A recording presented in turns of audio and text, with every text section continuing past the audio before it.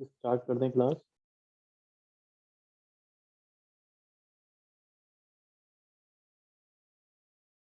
Solid state physics में हमारे 2-3 topic रह गए थे।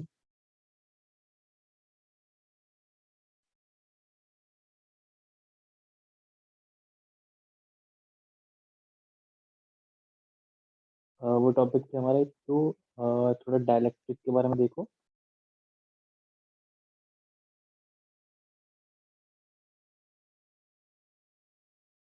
ठीक है, डायलैक्ट्रिक्स क्या होते हैं? डायलैक्ट्रिक टाइप के क्या होते हैं? इंसुलेटर होते हैं जिनके अंदर पोलराइजेशन की प्रॉपर्टी होती है। ठीक है, इलेक्ट्रिक क्या होते हैं?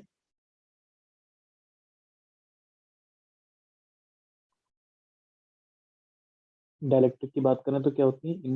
ये इंसुलेटर्स होते हैं वो, जिसमें क्या होती है? पोलराइजेशन की प्रॉपर्टी प्रॉपर्टी ऑफ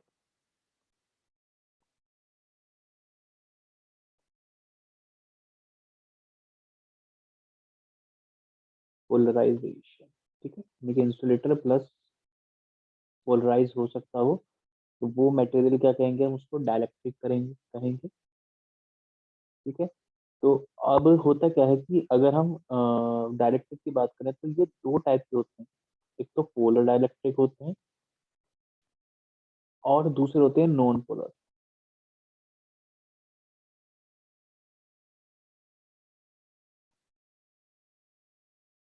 ठीक है, पोलर और नॉन पोलर। पोलर मॉलिक्यूल्स वो होते हैं जो जिन पे परमानेंट डायलैक्ट्रिक, यहाँ पर क्या होता है हमारे पास? परमानेंट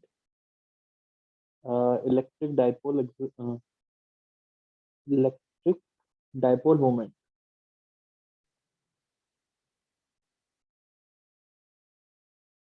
ठीक है, परमानेंट इलेक्ट्रिक डाइपोल मोमेंट होता है, वो कौन किसके अंडर आते हैं? पोलर मॉलिक्यूल्स में आते हैं। इसके एग्जाम्पल कौन कौन से हुए? एचसीएल हो गया, ठीक है, NaCl। तो ये किसके एग्जाम्पल हो गए? पोलर मॉलिक्यूल्स के ऊपर, जिसमें ऑलरेडी क्या रहता है? परमानेंट इलेक्ट्रिक डाइपोल मोमेंट रहता है। ठीक है, अगर HCl को देखें तो H पॉजिटिव होता है, Cl नेगेटिव होता है। ठीक है, तो एक तरीके से क्या, इलेक्ट्रिक फील्ड इसमें कहीं ना कहीं क्या होता है? इलेक्ट्रिक डाइपोल मोमेंट एग्जिस्ट करता है नेगेटिव से पॉजिटिव चार्ज। ऐसे ही क्या होते हैं? नॉन पोलर मॉलिक्यूल्स होते हैं। नॉन पोलर पोलर मॉलिक्यूल्स वो होंगे जिसमें परमानेंट डाइलेक्ट्रिक जो परमानेंट इलेक्ट्रिक डाइपोल।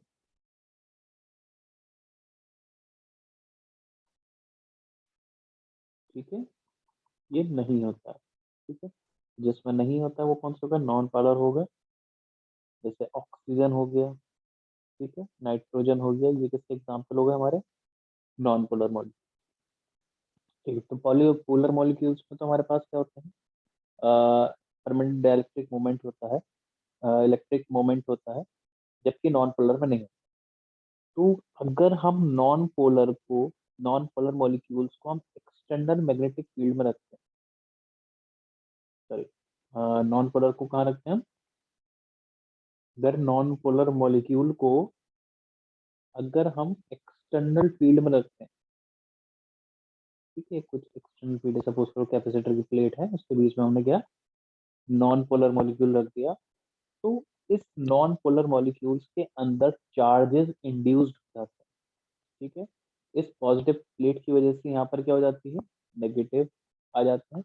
इस नेगेटिव की वजह से यहाँ पर पॉजिटिव आ जाते हैं। ठीक है, तो एक तरीके से जो चार्ज होता है, जो पहले क्या था? न्यूट्रल था, अब उनके अंदर एक गैप हो जाता है।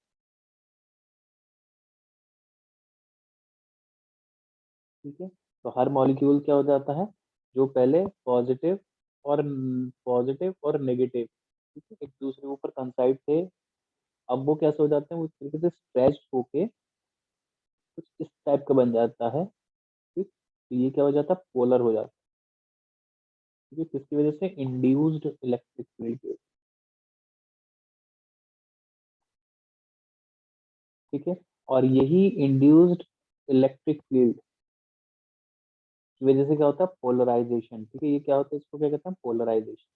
ठीक है, तो जो पोलराइजेशन होता है, इंड्यूस्ड पोलराइजेशन होता है, वो किसके प्रोपोर्शनल होता है? वो प्रोपोर्शनल होता है हमारे जो अप्लाइड इलेक्ट्रिक, ठीक है, कितनी हम इलेक्ट्रिक फील्ड अप्लाइड कर रहे हैं, तो उसके जितनी ज्यादा इलेक्ट्रिक फील्ड अप्लाई करेंगे उतना ज्यादा क्या होगा, इन मॉलिक्यूल्स में पोलराइजेशन, ठीक है, पोलर मॉलिक्यूल। और इस प्रोपोर्शनलिटी साइन को हटाने के लिए हम एक कांस्टेंट इंट्रोड्यूस करते हैं, ठीक है, जिसको अल्फा से रिप्रेजेंट कर देते हैं। इस अल्फा को कहते हैं, ठीक है, इस अल्फा को कहते हैं पोलराइजेबिलिटी,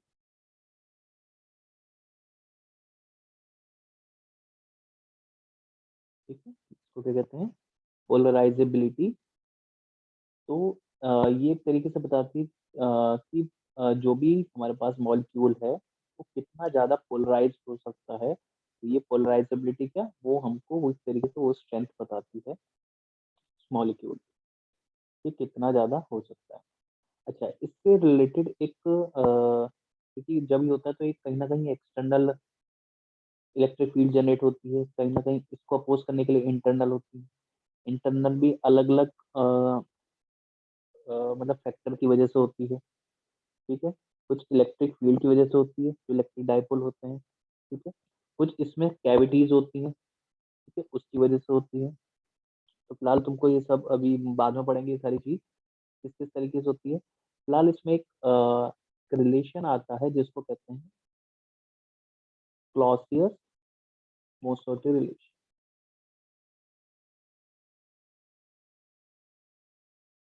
ठीक है, ये थोड़ा पता होना चाहिए। क्लॉसियस मोसोटी रिलेशन ये बताता है कि जो रिलेटिव परमिटिविटी है, ठीक है, उसका रिलेशन बताता है हमारा पोलैरिटी,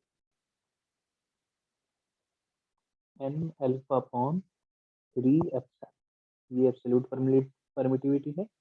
एप्सिलॉन नॉट एन क्या है, नंबर ऑफ मॉलिक्यूल्स है, ठीक है, क्या नंबर ऑफ एटम या मॉलिक्यूल्स है पर यूनिट वॉल्यूम, ठीक, और अल्फा हमारी क्या है, पोलैरिटी, ठीक, तो ये रिलेशन क्या हमारा क्लॉसियस मोसोटी रिलेशन कहलाता है,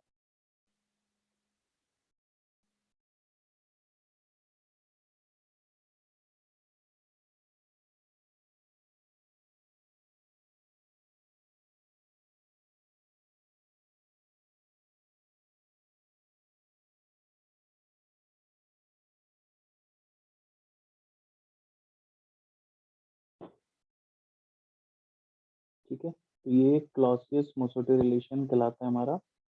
अच्छा, इसमें एक रिलेशन और आ जाता है इससे, ठीक, जब इसको हम इस तरीके से रिप्लेस कर देते हैं कि ई आर प्रोपोर्शनल होता है, या ई आर इक्वल होता है एन स्क्वायर, एन क्या है यहाँ पर, एन होता है रिफ्रैक्टिव इंडेक्स,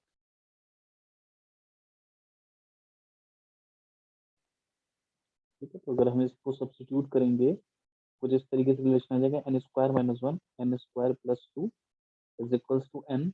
और इस केस में जब हम रिफ्रैक्टिव इंडेक्स की बात करेंगे तो यहाँ पर पोलैरिजेबिलिटी, इलेक्ट्रॉनिक पोलैरिजेबिलिटी आती है, ठीक है, इस तरीके से हम क्या माइक्रोस्कोपिक व्यू में आ जाएंगे। तो ई की जगह अल्फा की जगह क्या आ जाएगा, अल्फा ई आ जाएगा, और बाकी सब ऐसा रहेगा, ठीक है, इसको कहते हैं लॉरेंस लॉरेंस,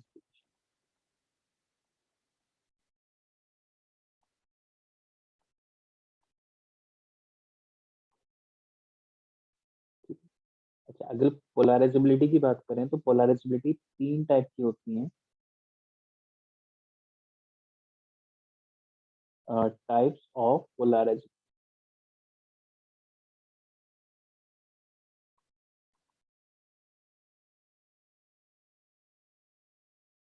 ठीक है, पहली है हमारी पहले को कहते हैं इलेक्ट्रॉनिक पोलराइजेबिलिटी,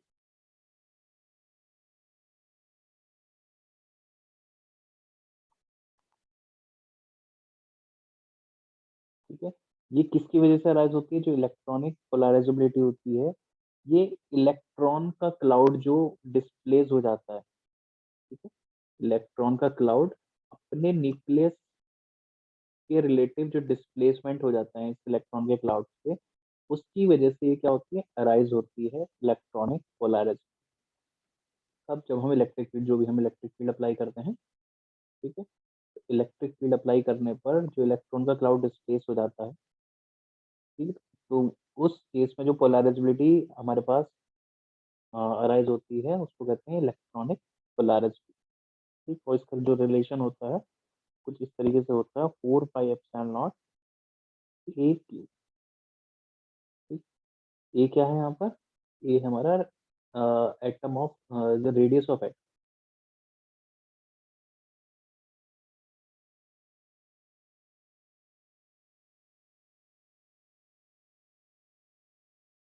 ठीक है, तो ये क्या हो गई हमारे पास, पोलैरिजेबिलिटी।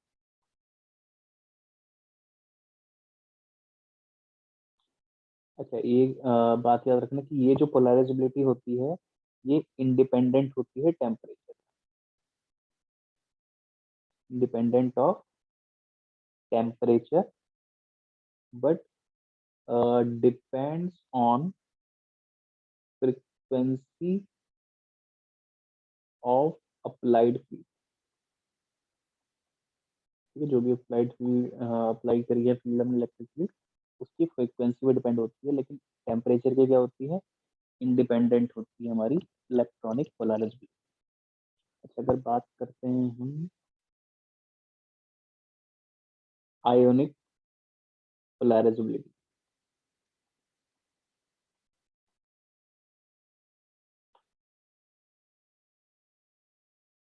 ठीक है, तो ये किसकी वजह से अराइज होती है, ये एक तरीके से जो मॉलिक्यूल का इंटर सेपरेशन है, ठीक, जैसे NaCl की बात करते हैं, HCl की जो बात करी थी, ठीक है, तो इस टाइप के मॉलिक्यूल के बीच में सेपरेशन की वजह से कौन सी अकर होती है, हमारी आयोनिक पोलैरिजेबिलिटी अकर होती है। ठीक है, ये भी क्या होती है, अगर इसकी बात करें तो इसको रिप्रेजेंट करते हैं अल्फा आई। तो ये भी क्या होती है, इंडिपेंडेंट होती है, इंडिपेंडेंट ऑफ टेम्परेचर, बट इस पे डिपेंड करती है, but depend upon frequency of applied field.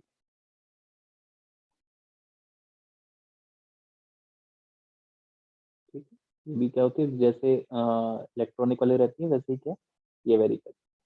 Third हमारी टाइप की रहती है डाइपोलर पोलैरिजेबिलिटी। ठीक है, डाइपोलर पोलैरिजेबिलिटी को रिप्रेजेंट करते हैं हम अल्फा डी। ये वाली जो रहती है ये डिपेंड करती है, depend upon temperature and frequency, frequency of applied field. ठीक, तो अगर हम यहाँ पर देखें किसी भी मॉलिक्यूल की, ठीक है, अच्छा इस ये किसकी वजह से होती है, ये एक तरीके से पोलर मॉलिक्यूल के जो डाइपोलर पोलैरिटी अराइज होती है इलेक्ट्रिक फील्ड के कितना अलाइनमेंट पे है हमारा मॉलिक्यूल। ठीक है, जैसे HCl है तो ये कितना अलाइन कर रहा है, किस एंगल पे अलाइन कर रहा है। ठीक है, तो ये उसको बताती है, उसकी वजह से क्या होती है, अराइज होती है जब मॉलिक्यूल की डायरेक्शन इलेक्ट्रिक फील्ड की डायरेक्शन से क्या हो, डिफरेंट हो। ठीक, तो ये उसकी वजह से अराइज होती है। तो अगर यहाँ पर टोटल पोलैरिजेबिलिटी देखें, ठीक है, तो एक तरीके से सम होता है इलेक्ट्रॉनिक का प्लस आयोनिक का और डाइपोलर पोलैरिटी। ठीक है, शुरू वाली दो क्या रहती हैं, टेम्परेचर के इंडिपेंडेंट रहती हैं, ये टेम्परेचर पे डिपेंड। ठीक, और इसका रिलेशन कुछ ऐसे रहता है, इन दोनों को हम अल्फा नॉट मान के, और इसकी वैल्यू होती है P p² अपॉन 3 kB। ठीक है, ये P क्या है यहाँ पर, पोलराइजेशन, ठीक है, परमानेंट जो इलेक्ट्रिक डाइपोल मोमेंट है मॉलिक्यूल का वो चीज। ठीक, और इसके बीच में और टेम्परेचर के बीच में एक तो ये चीज याद रखना है यहाँ से। ठीक है, ये रिलेशन याद रखना, इसको ठीक है, इस रिलेशन को याद रखना और याद रखना ये वाला ग्राफ अल्फा टोटल और 1/t के बीच में, तो 1/t के बीच में कुछ इस तरीके से ये ग्राफ रहता है। ठीक है, तो ये तो बताता है इंटरसेप्ट जो हमारा आ गया यहाँ पर, ठीक है, अल्फा नॉट, और इसका जो स्लोप बताता है, इसको अगर कंपेयर करोगे y is equals to m x plus c, तो ये तो हमारा c हो गया, y is equals to m x plus c से कंपेयर करोगे तो यहाँ पर y तो हमारा ये आ गया, c हमारा ये आ गया, अच्छा x हमारा 1/t आ गया, तो स्लोप कितना बचा हमारे पास, c p स्क्वायर अपॉन 3 ठीक है, यानी कि स्लोप किस पे डिपेंड करता है, परमानेंट डाइपोल मोमेंट।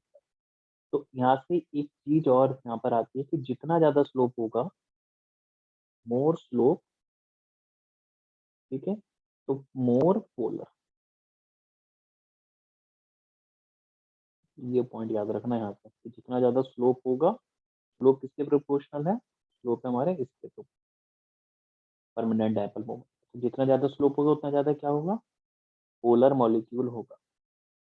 ठीक, और यहाँ पे चीज और याद रखनी है, जितना ज्यादा मोर इंटरसेप्ट होगा, ठीक है, यहाँ पर जितना ज्यादा वाई एक्सिस पे जितना ज्यादा क्या होगा, इंटरसेप्ट होगा, उतना ज्यादा क्या होगा, मोर आयोनिक होगा कंपाउंड।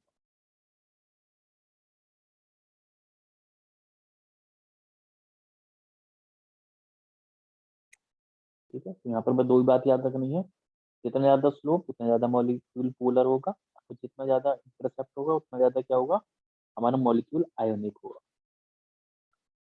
ठीक है, अच्छा फ्रीक्वेंसी डिपेंडेंसी भी ये इसको देख लो एक बार, इसका ग्राफ भी देख लो, frequency dependency,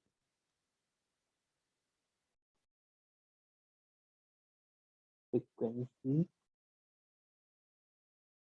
dependence of alpha total, ठीक, जो टोटल पोलराइजेबिलिटी है वो किस तरीके से वेरी कर रही है, तो यहाँ पर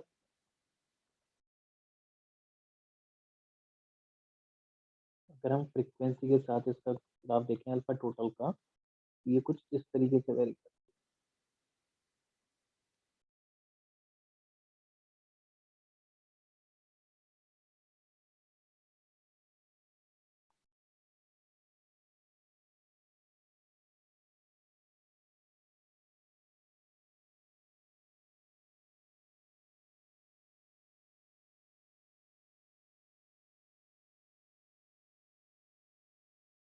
ठीक है, कुछ इस तरीके से ये वेरी करती है। ठीक है, ये हमारी इनिशियल फ्रीक्वेंसी है,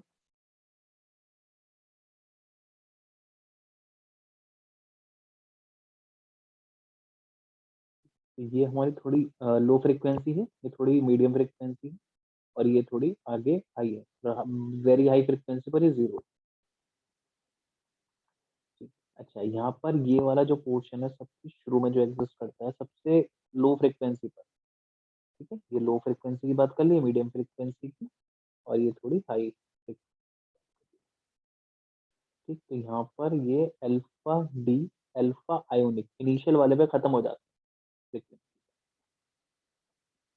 ठीक है, और लास्ट में क्या अल्फा ई रह जाता है, इलेक्ट्रॉनिक पोलराइजेबिलिटी, हाँ लास्ट में क्या रह जाती है, इलेक्ट्रॉनिक पोलराइजेबिलिटी रह जाती है हाई फ्रीक्वेंसी, लो फ्रीक्वेंसी में तीनों एग्जिस्ट करती है। ठीक है, मीडियम फ्रीक्वेंसी जैसी हल्की सी फ्रीक्वेंसी होती है, पहले ये गायब होती है, डायपोलर गायब होती है, क्योंकि ये मॉलिक्यूल अलाइन हो जाता है इलेक्ट्रिक फील्ड से फ्रीक्वेंसी बढ़ाते हैं। ठीक है, उसके बाद आयोनिक, और उसके बाद लास्ट में क्या बचती है हमारे पास, इलेक्ट्रॉनिक। तो जो फ्रीक्वेंसी रहती है याद रखना कि सबसे कम जो रहती है किसके करस्पॉन्ड रहती है, डायपोलर के करस्पॉन्डिंग, उससे बड़ी किसके रहती है, आयोनिक के, और सबसे ज्यादा किसके रहती है, इलेक्ट्रॉनिक के। यानी कि जो ऑप्टिकल फ्रीक्वेंसी होती है, कौन सी फ्रीक्वेंसी हो गई, ऑप्टिकल फ्रीक्वेंसी की अगर बात करें, तो ऑप्टिकल फ्रीक्वेंसी पर कौन सी पोलराइजेबिलिटी एग्जिस्ट करती है, इलेक्ट्रॉनिक ही एग्जिस्ट करती है, याद रखना। ठीक है, ये ऑप्टिकल फ्रीक्वेंसी पर जो अल्फा टोटल होगी वो किसके इक्वल होगी, अल्फा इलेक्ट्रॉनिक के इक्वल। ठीक, तो ये हमारा फ्रीक्वेंसी का रिलेशन है और फ्रीक्वेंसी ये है। ठीक है, तो ये चीज याद रखनी कि हायर फ्रीक्वेंसी पे, ऑप्टिकल फ्रीक्वेंसी पर क्या चीज याद रहेगी, इलेक्ट्रॉनिक पोलराइजेशन हमारे पास है।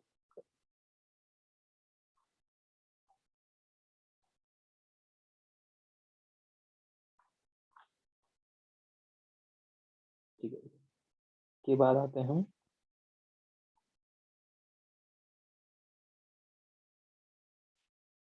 Magnetism in solid.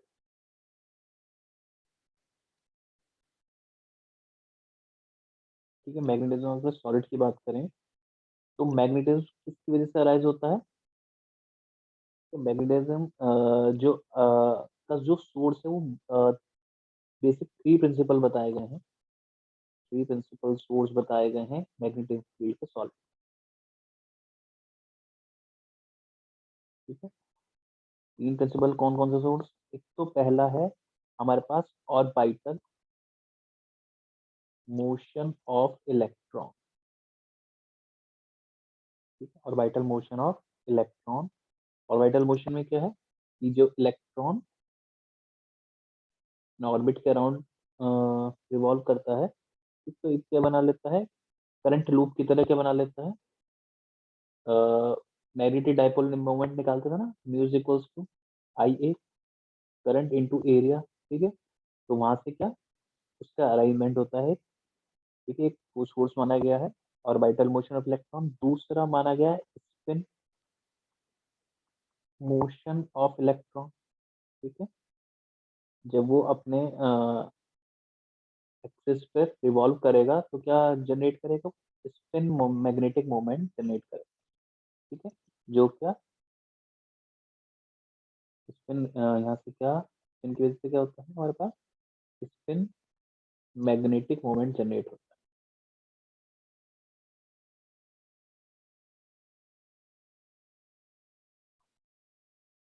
ठीक है, और तीसरा जो सोर्स माना गया है मैग्नेटिज्म का सॉलिड में, वो माना गया है चेंज इन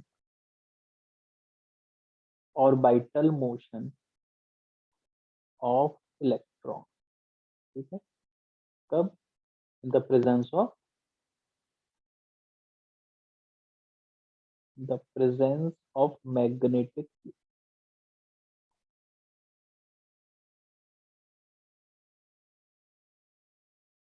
ठीक है, कि जब हम किसी एटम को, ठीक है, तो ये एटम है, इलेक्ट्रॉन रिवॉल्व कर रहा है, जब इसको एक्सटर्नल मैग्नेटिक फील्ड में रखते हैं, ठीक है, तो जो ऑर्बिटल की जो इलेक्ट्रॉन की वजह से, ठीक है, जो करंट लूप जो बन गया इसकी वजह से जो मैग्नेटिक फ्लक्स है और एक्सटर्नल मैग्नेटिक फ्लक्स है, जब एक दूसरे से लिंक्ड होते हैं, ठीक है, तो ये क्या कई सारे इंड्यूस करंट को, मतलब कई सारे इफेक्ट्स को क्या करता है, जनरेट करता है। कई सारे मैग्नेटिक मोमेंट इंड्यूस होता है इसमें, जिसकी वजह से जो किसको कंट्रीब्यूट करता है, ये कंट्रीब्यूट करता है हमारा पैरामैग्नेटिक। ठीक है, पैरामैग्नेटिक जो इफेक्ट को क्या करता है, प्रोड्यूस करता है, कौन सा, चेंज इन ऑर्बिटल मूवमेंट। ठीक है,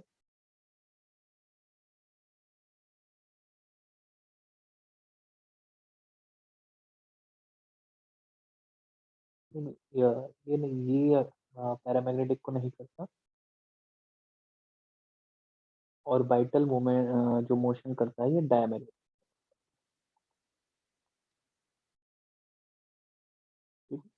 डायमैग्नेटिक इफेक्ट को क्या करता है, कि कई बार क्या इलेक्ट्रॉन के स्पिन कुछ इस तरह से है कि वो मैग्नेटिक फील्ड अपोज कर रहा है। ठीक है, कि वो इलेक्ट्रॉन घूम रहा है तो उसकी मैग्नेटिक फील्ड किधर की साइड जनरेट हो रही है, इधर की साइड, और एक्सटर्नल इधर है, तो ये क्या कर रहा है, अपोज कर रहा है। ठीक, तो ये क्या किस इफेक्ट को कंट्रीब्यूट करेगा, कि डायमैग्नेटिक इफेक्ट को क्या करेगा, कंट्रीब्यूट। लेकिन ये जो फर्स्ट इफेक्ट है, ठीक है, ये फर्स्ट टू जो है सोर्स, वो किसको जनरेट करते हैं, ये जनरेट करते हैं पैरामैग्नेटिक।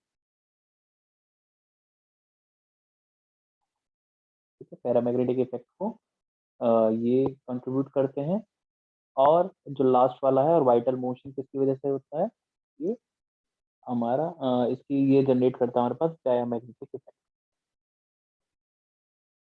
अच्छा, इससे रिलेटेड एक ठीक है, जितने भी एटम्स होते हैं सब में डायमैग्नेटिक इफेक्ट पाया जाता है, लेकिन सारे मैग्नेटिक जो होते हैं, सारे मॉलिक्यूल्स जो होते हैं, वो सारे सॉलिड हमारे पास डायमैग्नेटिक सॉलिड नहीं। ठीक है, डिपेंड करता है कि कौन सा कंट्रीब्यूशन हमारे पास स्ट्रॉन्ग है, उसके अकॉर्डिंग क्या होता है हमारा। ठीक है, उसके अकॉर्डिंग हम डिसाइड करते हैं कि वो पैरामैग्नेटिक है या फिर डायमैग्नेटिक।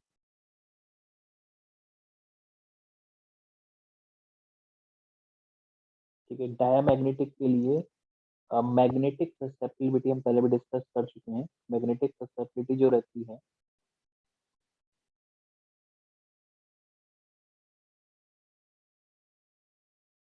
ठीक है, मैग्नेटिक ससेप्टिबिलिटी कैसी रहती है, ये नेगेटिव रहती है। ठीक है, negative and independent of temperature.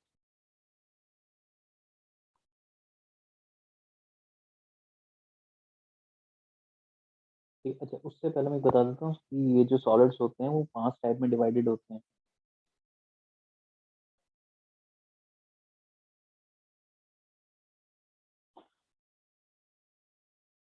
ठीक है, जो सॉलिड होते हैं, सॉलिड इन मैग्नेटिज्म, ठीक है, ये 5 टाइप के रहते हैं। ठीक है, पहला कौन सा है, डायमैग्नेटिक।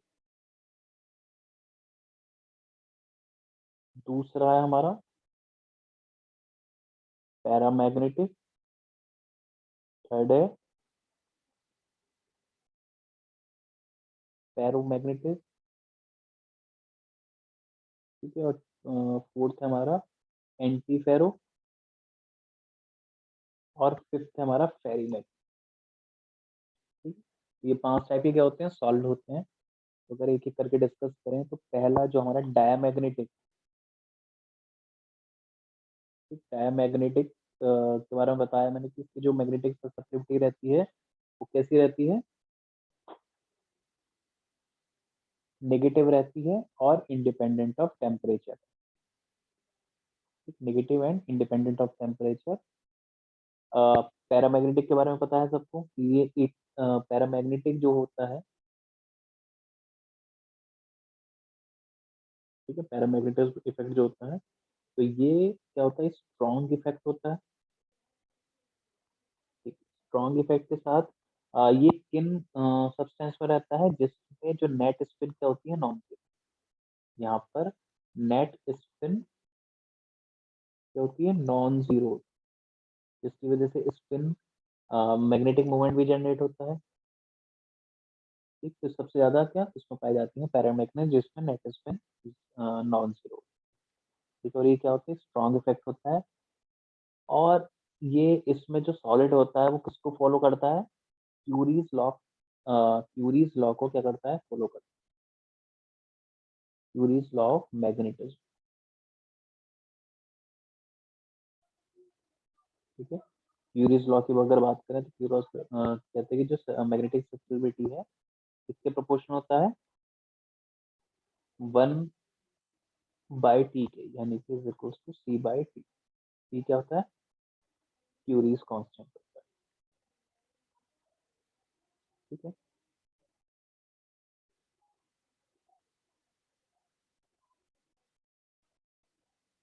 अच्छा, जो पैरामैग्नेटिक ससेप्टिबिलिटी रहती है, अगर हम बात करते हैं फॉर फ्री इलेक्ट्रॉन,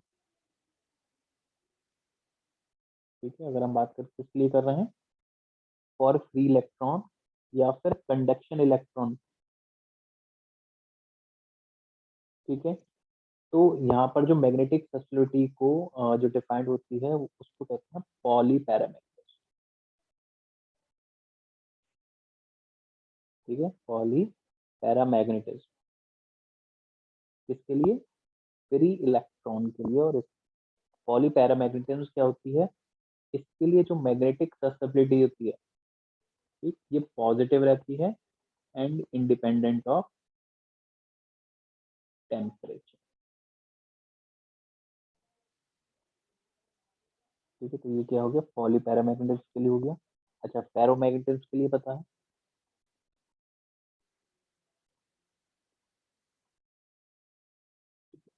फेरोमैग्नेटिज्म की बात करें, फेरोमैग्नेटिज्म में क्या होता है कि हमारे जो सॉलिड में डोमेन्स थ्योरी के बेस थ्योरी जो आई थी, फेरोमैग्नेटिज्म उसके अकॉर्डिंग क्या होता है, डिपेंड होता है कि जितने भी हमारे पास एटम्स रहते हैं उसमें क्या डोमेन्स रहते हैं, जो अलग-अलग डायरेक्शन में क्या होते हैं, ओरिएंटेड रहते हैं। और जब उस पे हम मैग्नेटिक फील्ड अप्लाई करते हैं, तो ये सारे क्या डोमेन एक डायरेक्शन में आ जाते हैं। ठीक है, जो क्या वो स्ट्रॉन्ग इफेक्ट को, मैग्नेटिज्म के स्ट्रॉन्ग इफेक्ट को क्या करती है, अच्छा जो ये जो होता है ये नॉन लीनियर मटेरियल्स में से आता है।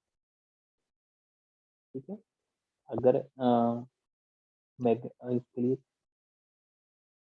ये देखो, इसके लिए जो मैग्नेटिक स्ट्रक्चरबिलिटी डिफाइंड होती है वो कुछ इस तरीके से होती है, सी अपॉन सी माइनस।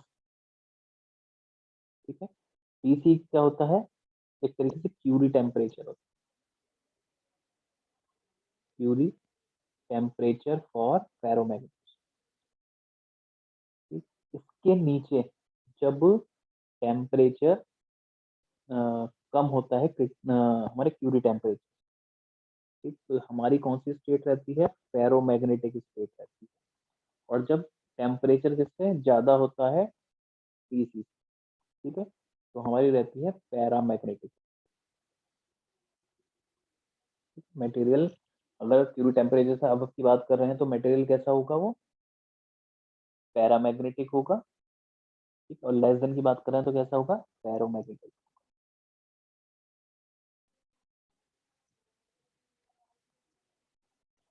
अच्छा, ये नॉन लीनियर मटेरियल्स में से आते हैं, जैसे हमारे पास डाया हो गया, ठीक है, डायमेट्रिक्स हो गया, पैरा हो गया, ये कैसे होते हैं, ये लीनियर मटेरियल,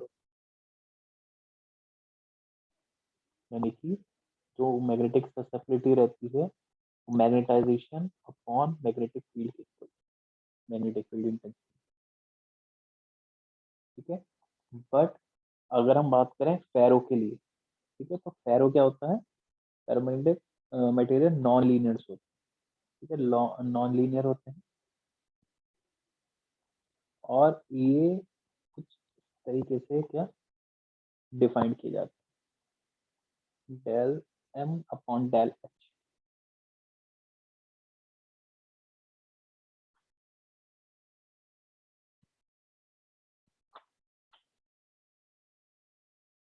ठीक है, ऐसे ही एंटी फेरो होते हैं।